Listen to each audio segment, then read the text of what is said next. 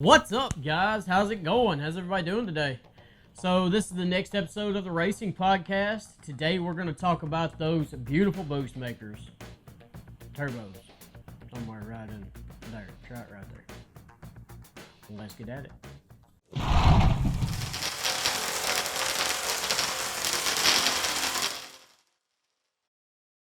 So, turbos. One of my favorite things in the world. God, I love them. Love them. Have 2 or 3 turbo cars myself, and yeah, they're a blast. They're so much fun. But how much do you guys actually know about them? That's my question. Yeah, everybody knows they make boost, make stuff go fast, whatever. So what I want to do today is go a little bit over the history of them. Maybe talk a little bit about like where they came from, how exactly they work, a few of the setups, and just what makes turbos so freaking awesome. Like this.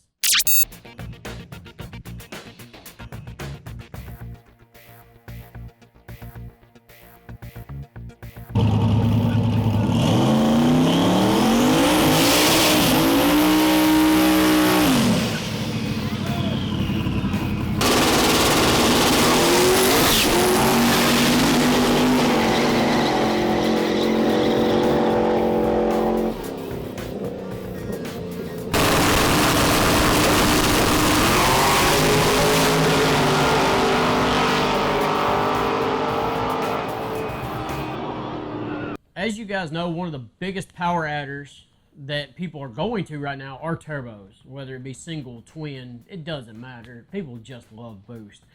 And turbos seem to be what's really captivating people and bringing them into boost. The setups are not the most extreme. They can be done for pretty cheap. So I really want to go over some of the history of this stuff and let you guys know where they all kind of came from. So let's start at the beginning. Forced induction. The idea of forced induction is that you cram air into an internal combustion engine. It makes it more efficient and also creates more power. It produces more horsepower that way. Pretty much any internal combustion engine can use forced induction from what I understand. I don't know of any that can. It was actually created or patented, I guess, by a gentleman from Germany named Gottlieb Daimler. I may have said that wrong. I probably did. Can't help it. It's a weird name. I'm not German. Sorry. If you know how to say it better, let me know. Anyway, it was patented in 1885. He actually used a gear-driven pump, which would be more like a supercharger, to prove his theories about forced induction and showing that it worked. And of course, it led up to what we have today: superchargers, turbochargers, even electric superchargers and turbochargers, and everything else. So really, really cool. Really glad he come up with it because boost makes the world better. It just does. Look, watch.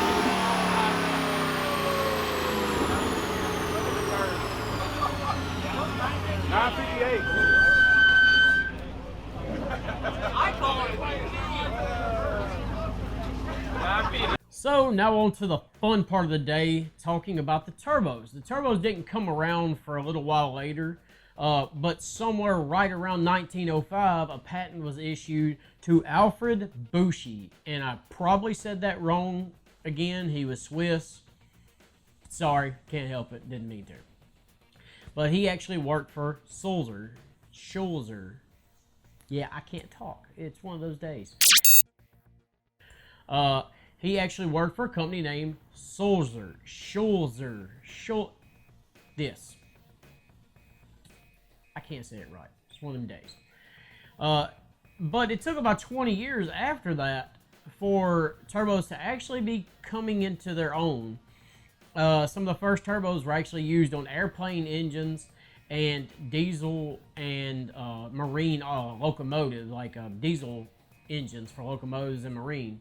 So turbos have three main parts: the turbine side, the hot side as it's called, the compressor side, the cold side as it's called, and the center housing, which houses the bearings. Your oil flows through there, or water, depending on how you cool the turbo, and everything else.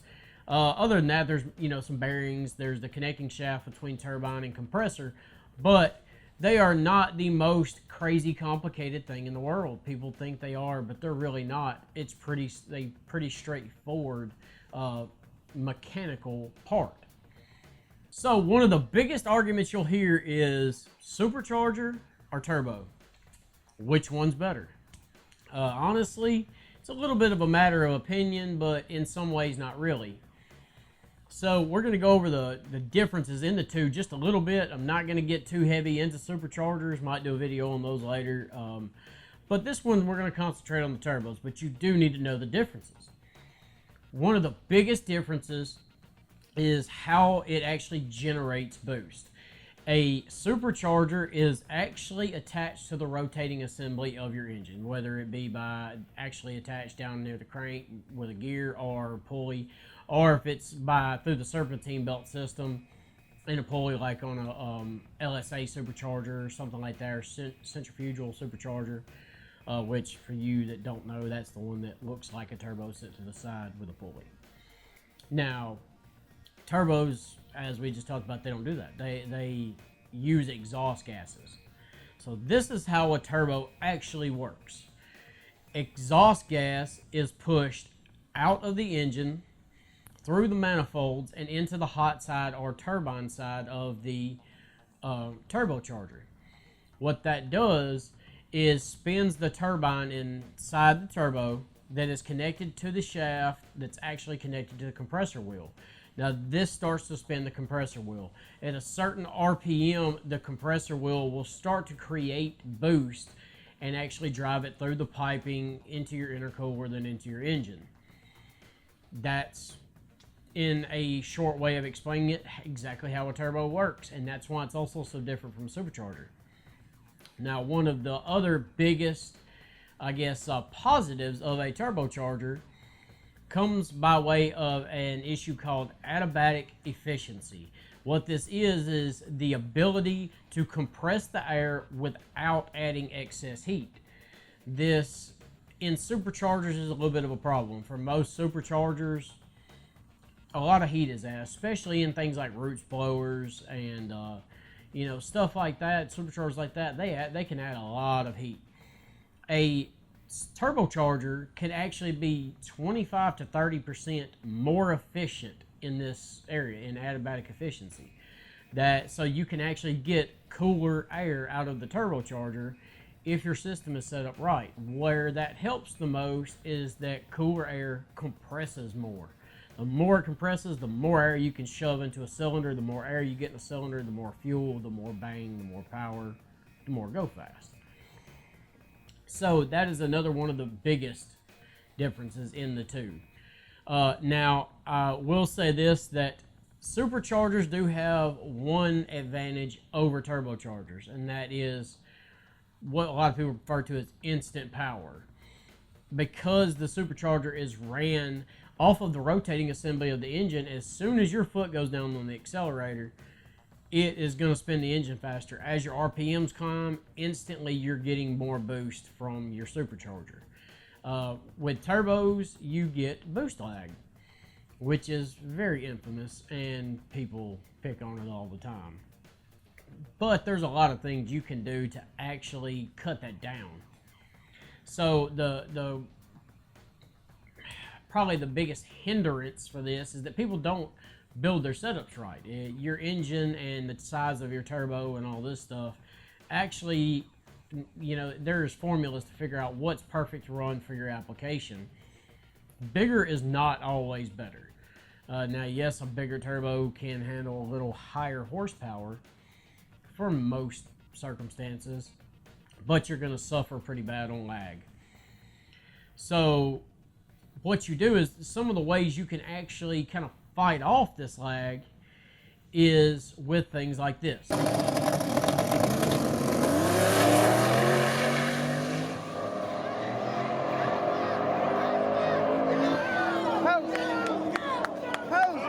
This is an anti-lag system. This is something, especially with drag racing, which we do a lot with the most on this channel.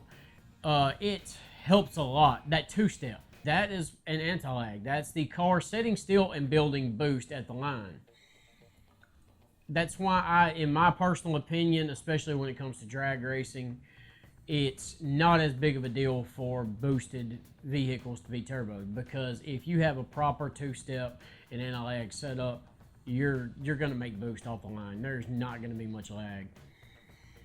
The next thing you can do is alter the turbo itself, so you can go to what's known as ceramic, or I believe some companies even make titanium compressor wheels and turbine wheels. And what this does is lowers the rotational force inside the turbo. Lighter rotational assembly, faster spin. It's the laws of just everything in racing. Another way you can do this is also look at the AR of your turbo. Your AR is actually your aspect ratio. So if you were to cut the turbo in half this way and look at that dimension divided by the dimension from a cross section to the center of the compressor wheel, that is where you get your AR. AR can be really important because it will change up how fast it will spool up, how fast the compressed air is actually making it out of the cold side of the turbo and into your intercooler system. Now, there are a few other ways. One of the coolest ways that's come out here lately is e-boosting. E-boosting is really interesting because it uses kind of like a hybrid electronic supercharger and turbo setup. So what it does is it actually uses an electronic motor to spool the turbo or pre-spool the turbo before you hit your boost threshold, before you hit what you need. So there's really no lag there. There's no wait. It's almost instantaneous. There's also what are true hybrid electronic hybrid turbo setups. I don't care for these as much, but they're really cool. What they do is you actually have a cold side compressor that is an electric supercharger and a hot side turbine that is a electric generator. This generator produces the exact amount of voltage you need to run that supercharger.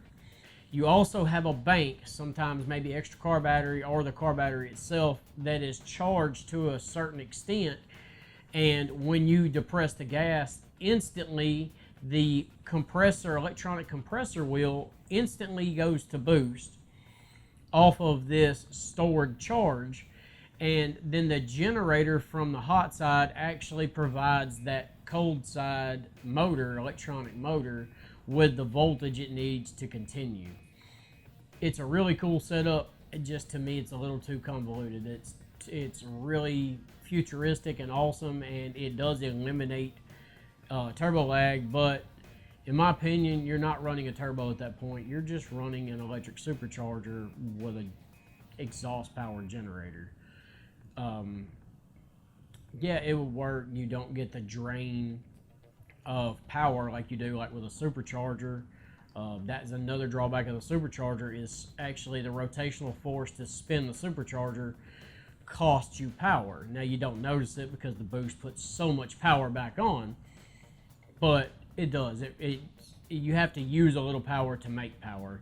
Turbos don't do that. It's what a lot of people call free, but it does add a little back pressure, but that's about it. As long as you have everything set up properly, that is not a problem at all. So there are many different kinds of turbocharger setups. You got singles, tailpipes, twins. There's a few different. So I'm gonna hit on a few of them and see what you guys think. There's the tried true single turbo setup. Everyone has seen them, whether it be on a Honda or an LS or a new Coyote. It doesn't matter.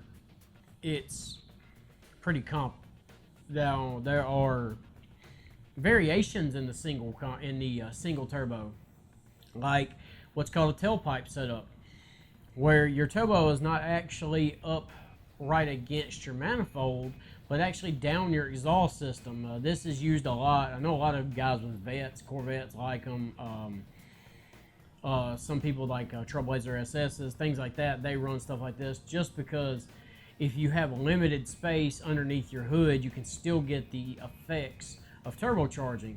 Now, you do get a little more lag with them. You have to be really mindful of your setup and the size of your turbo and how much you're actually trying to make, because it does lag a little more because it takes longer for your exhaust gases and longer to actually charge your cold side pipe back up to your intake. But it is a really cool way, especially on street cars. Street cars, they are great options.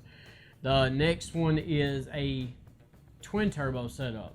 This is pretty common as well, but there's variations in it also. There's a parallel twin turbo setup, which is where you are running half of the engine cylinders to one turbo and the other half of the cylinders to another. Coyotes, LS, V8s, V10s, all these love parallel setups. They do really well. And also you're able to run a little bit smaller actual turbo to cut down on lag even more and still hit those power demands you're looking for. Now, the next kind is sequential. Sequential is really cool. There's sequential and then there's also like compound. And what this is the turbo, there's sometimes a smaller turbo in front and a larger turbo in the rear. These are a lot more complicated to set up. The piping's a little more complicated, but they can be done. And the idea is that the smaller turbo actually benefits you down low in your RPMs because it takes less time to spool, but you also get the effects of the larger turbo really high up in RPMs when the smaller one is out of breath. Diesels use compound turbos a lot, which is cool when they take multiple turbos, sometimes 3 or 4, and pipe in smaller turbos that the actual boost from those actually spool one very large turbo. It's insane. Some of these trucks run, 130 pounds of boost or some insane amount. It's crazy. But it's awesome. Now, one of the coolest ones to me, my favorite of all, is twin charging. Twin charging is where you actually get the best of both worlds, honestly. You actually run a supercharger and a turbocharger. Now, what this does is it allows you to get the instant boost of a supercharger and then the really high RPM, higher speed, higher horsepower benefits of a turbocharger. And this is a really, not only does it's amazing to hear and amazing to watch, but they just look so cool. They are some of the coolest looking boost setups. They look gnarly. One of the best parts about twin charging though is that you really have the best of both worlds. Now there's also other things that go along with turbocharging and supercharging, and it comes down to things like you can run methanol, which actually cools your intake temperatures and honestly steam cleans the inside of your engine because you're running water methanol. Sorry, not just methanol. Water methanol will actually help a lot with getting rid of detonation, which is the pinnacle of we don't need that. Detonation is actually where you compress the air. As you compress air, it heats up. It doesn't matter what you do. But if you compress the air too much, as the piston comes up, the air actually gets so hot that even without a spark, it will detonate if the air-fuel ratio is not perfect. So what you do is you add water methanol into this mix. It sprays in kind of like nitrous in a super fine mist the water actually pretty much eliminates detonation, and the methanol actually bumps up the octane of whatever fuel you're using. Now what this does is higher octane fuel does not detonate as easy. So I know that sounds backwards, but it's the truth. Less fuel running a engine lean is where you get the most detonation. It will kill engines. It will burn through pistons, burn through cylinder walls. It causes a lot of bad stuff.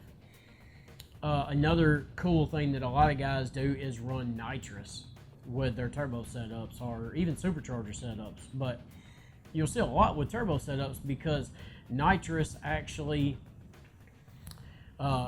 increases exponentially the amount of exhaust gases that your engine produces almost instantaneously. Therefore, you can run a turbo setup that's a little oversized, or if you have a little bit of lag, putting a small shot of nitrous, when you hit that, it is instantly spooled. It is no wait time.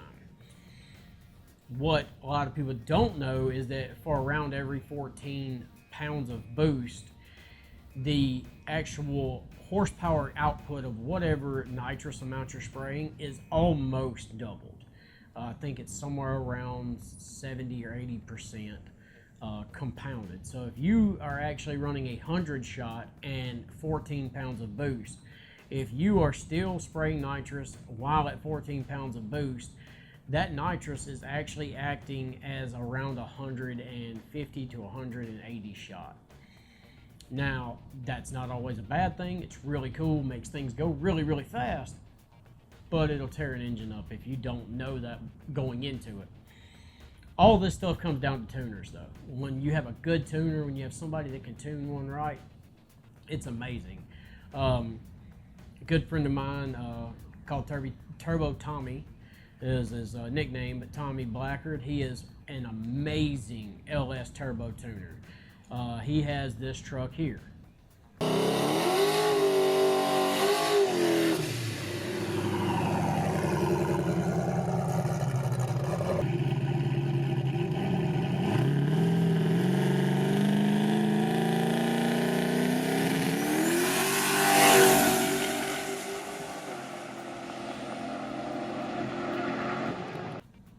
Which is the, at one time, LS Expert Silverado, and it makes somewhere around 1600 wheel off of a D-stroked LSX 454 and a nice fat turbo. It is a beautiful truck, and good God, it's fast. So when it's all said and done, though, turbos are an amazing power adder option. Absolutely love them.